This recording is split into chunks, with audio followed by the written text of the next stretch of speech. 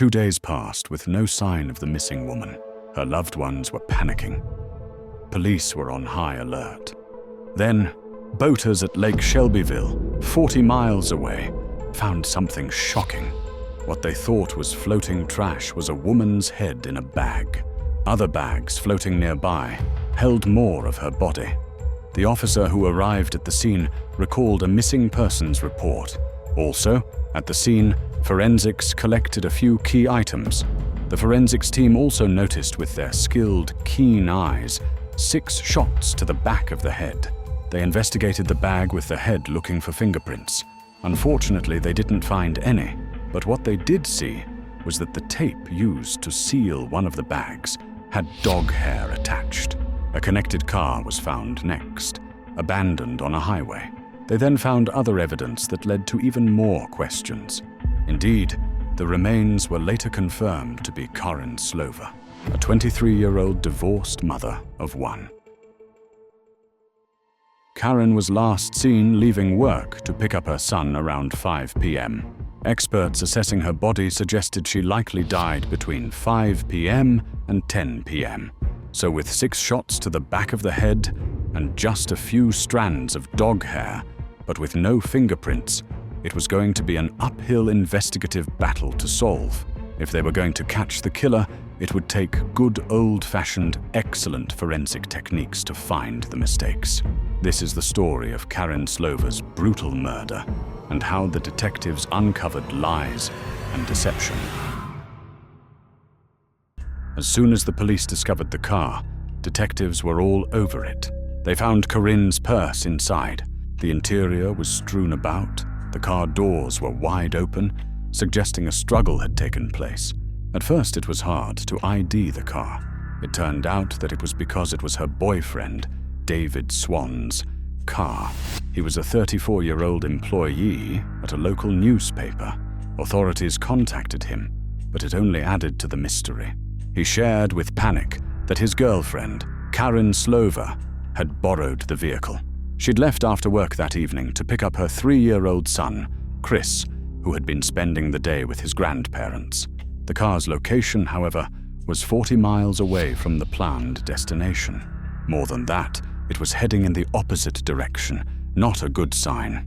But the plot was about to thicken even further, Karen's father said. We're not sure if it's a kidnapping. Police considered the possibility of kidnapping or carjacking gone wrong. They inquired of family and friends if Karen had left by choice, but everyone insisted she would not just leave. See, Karen had just gotten her first modeling job.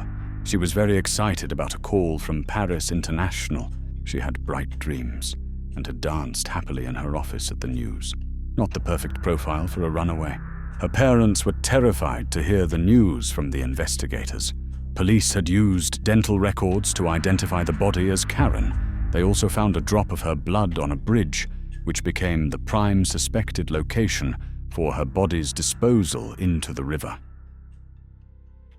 Why would anyone do this? Karen's father insisted. She was liked by everyone. She liked everybody, and everybody liked her. He cried. The investigation continued at pace. Karen's body bags were sealed with tape. They were weighted with cement and ashes. These materials looked like what was also found in David's car. The killer tried to keep the bags underwater, but gases from her body made them float up.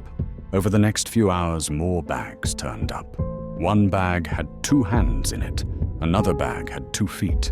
A thigh was found in another. Her right chest and arm were found in the last bag, a whole mile away. Her whole body, however, was never found. The suspected cause of death was due to the injuries they discovered in the first bag. That was the bag that contained her head. She had been shot 6 times in the back of the skull. A .22 caliber gun was used up close. Finally, police had something approaching a motive. The sheer number of up-close and personal shots proves to the forensics team from their experience that the killer must have been angry and lost control. Investigator Michael Beck said it was a personal and a very emotional scene. This was not a quick, singular act where one feared for their life, but a brutal sneak assault from behind. Any one of the 6 shots from the first to the last would have been enough to end Karen's life. The intensity of such violence points to a place of intense, raw rage. It suggests that it wasn't random, but that they definitely had a deep-seated fury directed to kill Karen. For her loved ones, this was a horrible shock. The knowledge of her brutal end amplified their grief. Another clue appeared in the aftermath of the news release. While her family mourned, her ex-husband was seen in a bar expressing relief. He was overheard making toasts to the death of that which sent ripples through the investigation. Motive? Perhaps. Detectives, leaving no stone unturned, immediately turned their attention to Karen's 2 love interests, her ex-husband and car-owning boyfriend, David Swan. Swan's past immediately worried them. He had legal problems and had been institutionalized over mental health issues. A disturbing detail came to light during the investigation. David had once cut up a deer with a chainsaw over a pool. It seemed this was very similar to how Karen's body had been dismembered. Also, David's story for the night Karen vanished kept changing and seemed uncertain. The police had a lead and were prepared to hunt for clues of his involvement. However, a twist. His alibi was at least partially proven true by an ATM withdrawal miles away at the exact time that she was probably being murdered. David Swan was removed from the suspect list. Next up was her ex-husband, Michael, and his family. They heard from Karen's family and co-workers that Michael had a troubling family background. They also heard that Karen was often ignored over her wishes for their son, Chris. Her in-laws had actually resisted Karen's attempts to start a new life post-divorce. Their relationship was very strained. To add fuel to the fire, it was them who were watching Karen's son on the day she died. Friend Melanie said that dropping him off or picking him up was always stressful for Karen.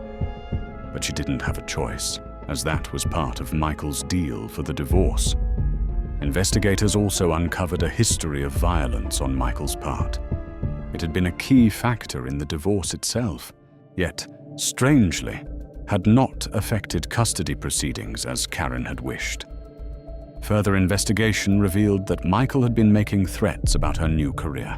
He saw it as a risk to his relationship with their son and her necessity to live nearby.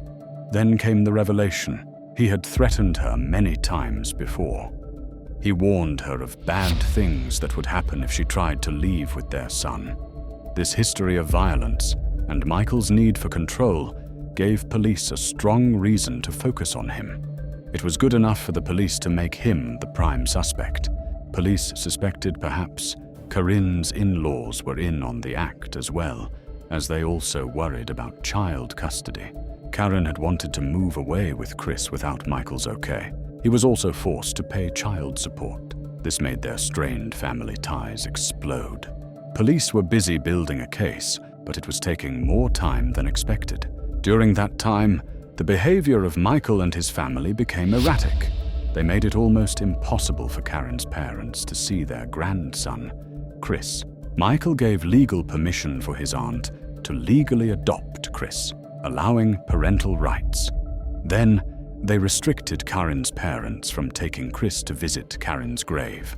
They were also refused counseling for young Chris, even though he was only 3, and dealing with the death of his mother. Worse than that, they weren't allowed to talk to Chris about his mommy, or even show him any photos of her or them together. Then, out of all places, in the middle of the investigation, Michael announced he and his parents were moving to Virginia. This could have proved to be another big problem for Karen's parents, as Virginia doesn't have very strong grandparents' rights. A judge later asked Michael why he moved to Virginia. He said it was for a better job, but it was found out later that he was earning less working on and off at a local fast food place. He had lied. Immediately, the police moved in, and a judge found him guilty of lying under oath. That was enough to put him away while they continued the investigation. A break in the case, finally. Neighbors came forward and reported strange happenings the night of Karen's murder. Over 3 hot days, a team searched the family's business and took away 60 buckets of dirt, ashes, and rock matching that in the bags with Karen's body parts, also from the abandoned car. After 3 hard weeks of sifting, their work paid off. They found pieces of Karen's burned personal items at Miracle Motors. They found a metal rivet from her rare jeans. They also found a button from a white shirt. Both matched what she wore the day she died. With the investigation concluded, the evidence was sufficient to bring a case against Michael Slover Jr. Along with his parents, in January 2000, they were all arrested for murder. Numerous calls from him to his parents on the night of her death were a key clue, as were the dog hairs on the tape that shut the bags, given that they had a pet dog. But a real sticking point was the fact that the rocks used to weigh down the bags matched the rocks from Michael's family's business driveway.